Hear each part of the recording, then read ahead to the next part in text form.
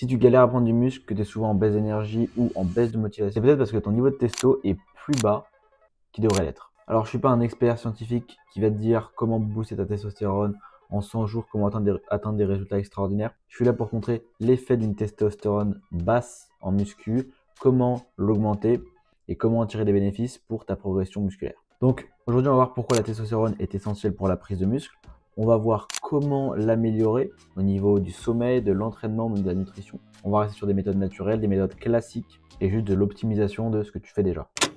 Déjà, quel est le rôle de la testostérone en musculation et pour la prise de muscle? En fait, la testo, c'est une hormone.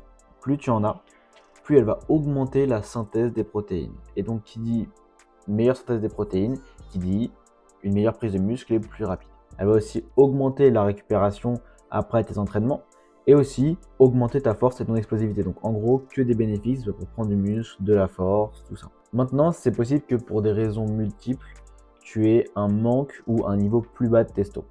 Ça peut s'expliquer, enfin tu peux le voir à cause de la fatigue, une baisse de motivation, une perte de force ou juste un moment où tu stagnes au niveau de tes muscles. Alors, c'est pas parce que tu as un de ces facteurs que tu es forcément en manque de testo. Okay, ça peut juste être parce que tu as mal dormi ou parce que tu suis une mauvaise diète ou parce que tu as été malade. Enfin, je sais aussi qu'il y en a beaucoup qui font une fixette sur la testo, qui veulent augmenter leur testo, que ce soit pour la prise de muscle, même pour être plus masculin. Donc, cette vidéo va t'aider. Maintenant, attention, je suis loin d'être un expert en testo. Ok, je connais les bases, je sais comment l'optimiser, mais il n'y a pas de solution miracle. Déjà, la première chose que tu vas pouvoir mettre en place pour améliorer et augmenter ton niveau de testostérone, ça va être au niveau de tes entraînements. Il y a certains types d'exos qui vont stimuler plus d'hormones, c'est les exos polyarticulaires, comme le squat, le développé couché, les tractions, les dips, tout ça. Ça va être des exos qui vont vraiment demander énormément de force et qui vont booster ta production d'hormones. Donc pour ça, je te conseille de travailler en lourd, ok, aux alentours des 8 reps, d'être assez proche de l'échec, donc de mettre assez d'intensité dans tes séances. Il va y avoir quelque chose aussi qui va être à respecter, c'est le temps sous tension. Donc il ne faut pas que tu bâcles l'excentrique, c'est-à-dire le temps que tu vas rester avec une charge où ton muscle va être sous tension, il va être étiré. Et attention, parce que quand je dis ça, du coup, tu peux vite faire un peu n'importe quoi et foncer tête baissée. Il ne faut pas en faire trop. Parce que si tu en fais trop, tu vas stimuler une hormone qui est l'hormone du stress, donc le cortisol, et qui va bloquer cette testostérone. Donc le stress va impacter ton manque de testostérone.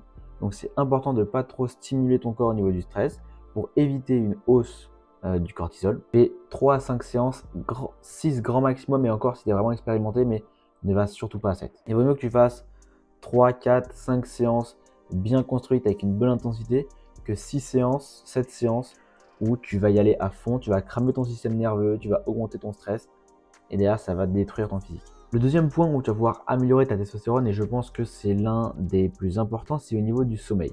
80% de ta testo, elle est produite lorsque tu te reposes, lorsque tu dors, et donc c'est hyper important de dormir. Il faut que tu dormes au minimum entre 7 à 8 heures par nuit, parce que si tu as un mauvais sommeil, ça peut réduire ta testo d'environ 10 à 15%. Donc maintenant, comment améliorer ton sommeil? Déjà, sois sûr d'avoir ces 7 heures à 8 heures de sommeil. Couche-toi en fonction de l'heure où tu vas te réveiller. Si tu dois te réveiller à 7 heures, couche-toi maximum à 23 heures. Et prévois toujours un peu plus de temps parce que tu peux mettre du temps à t'endormir. Tu peux te réveiller durant la nuit et avoir du mal à t'endormir. Donc, prévois toujours un peu plus de temps. Ce que je te conseille aussi, c'est d'éviter les écrans 1 heure avant de te coucher. Éviter de manger aussi 1 à 2 heures avant de te coucher. Ça évitera que tu sois en train de digérer et que ça t'empêche de bien dormir. Et pourquoi les écrans? Moi, j'ai fait ce test-là. Alors, j'ai pas arrêté les écrans, mais j'ai surtout enlevé la lumière bleue. Donc, soit avec des lunettes, soit il y a des filtres directement sur les écrans. Je sais pas s'ils sont hyper bons. Mais en gros, tu mets l'écran jaune, tu auras moins de lumière bleue. Et pourquoi en fait je te dis d'enlever ces écrans, ces lumières bleues, tout ça? Parce que ces lumières bleues font baisser ta mélatonine. En fait, ça fait croire à ton corps que c'est encore la journée. Ton corps ne comprend pas, du coup, ton cerveau ne comprend pas que la nuit est finie. Alors que si tu enlèves ces écrans, ton corps va commencer à comprendre que c'est la nuit, que c'est plus le moment de rester réveillé, que c'est le moment de dormir. La meilleure chose à faire, c'est de se coucher à des heures régulières, se lever à des heures régulières. Comme ça, ton corps sera habitué, ça sera beaucoup plus facile pour toi. Et une astuce que je vais te donner, c'est d'avoir vraiment une chambre froide et sombre, ok? Aère ta chambre, alors pas glaciale non plus, mais il faut que tes draps soient aérés, que ta chambre soit aérée, tu seras beaucoup plus à l'aise et même pour la production hormonale, ça va jouer. Maintenant, pareil, pour la production hormonale et un meilleur sommeil, vise vraiment à avoir une chambre sombre. Si tu as une télé dans ta chambre, mets un bout de scotch sur la petite lumière rouge. Si tu as une multiprise allumée, éteins-la. éteins toute source de lumière, ferme tes volets au maximum. Il faut que tu aies zéro source de lumière qui peuvent te réveiller ou perturber ton sommeil. Et ensuite, le dernier point, ça va être au niveau de l'alimentation. Donc en fait, tu vois que ces 3 points que je viens de t'énumérer, c'est les mêmes que pour construire du muscle de base. En fait, donc si tu fais vraiment tout bien, tu prends au sérieux la muscu, ta production de testo, elle sera au maximum. Donc au niveau de l'alimentation, qu'est-ce que je vais te conseiller de faire? C'est de manger assez de bonnes graisses. Ok, donc c'est les lipides. Donc les lipides, c'est un des 3 macronutriments et c'est le macronutriment qui te permet de réguler tes hormones et donc qui est essentiel à la production de testo. Tu as les avocats, tu as les œufs, tu as les oléagineux, tu as l'huile d'olive, le poisson, tout ça. Maintenant, qu'est-ce qui va tuer ta testo? Honnêtement, ça va être tout ce qui est alcool, trop de sucre, qui eux vont augmenter pareil le cortisol, l'hormone du stress et donc qui va bloquer la testo. Je vais même te faire une petite liste de compléments que personnellement je prends et attention, c'est pas des compléments que je prends juste pour la testo, j'en prends juste en général parce que ça a plein de bienfaits et il n'y a rien de bizarre. C'est clairement juste du zinc, du magnésium et de la vitamine D. C'est des choses que tu as déjà entendues, que même les médecins vont te conseiller.